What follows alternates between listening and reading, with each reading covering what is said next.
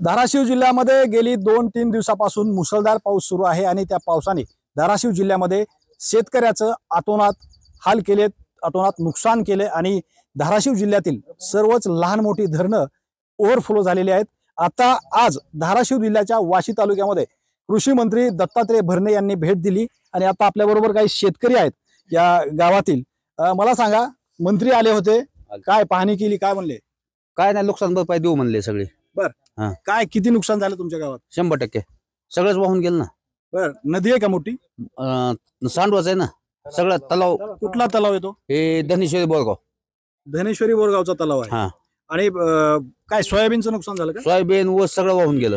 पिंपला ऊसाचं पण? ऊसाचं सगळं उपटून गेलं मुळे आहेत। अच्छा, पूल गेला, पूल वाहून गेला 600 फीट। आता काय मंत्र्यांनी पाहणी केली, तुम्हाला काय मागणी, तुमची अपेक्षा काय? मंत्र्यांनी पाहणी केली। माझं गाव इथून 5 किलोमीटरवर आहे, मांडवा म्हणून। तिकडे पण असंच नुकसान झाले आसपासच्या पूर्ण परिसरामध्ये।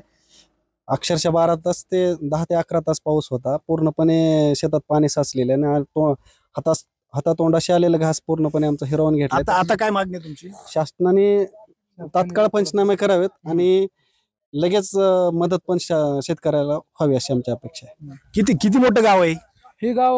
म्हणजे साधारणपणे चांगलं 1700 मतदानाचं असं गाव आहे। 2-2.5 हजार असेल। आता कृषी मंत्री येऊन गेलेत, पाहणी ही करून गेलेत। कारण की पाहणी करून काय होत नाही, शेतकऱ्याची लवकरात लवकर पंचनामे झाले पाहिजे।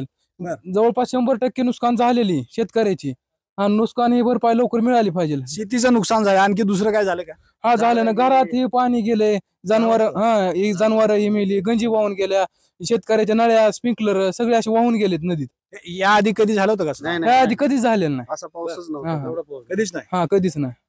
ओके, ठीक आहे। एकंदरीतच ह्या वाशी तालुक्यातील गावामध्ये जर पाहिलं तर मोठं शेतकऱ्याचं नुकसान झालंय आणि या नुकसानीची पाहणी कृषी मंत्री दत्तात्रय भरणे यांनी केली आणि ते लवकरच मदत शेतकऱ्यांना देतील असं आश्वासन सुद्धा मंत्र्यांनी शेतकऱ्यांना दिलंय। श्रीराम क्षीरसागर, TV9 मराठी, धाराशिव, वाशी।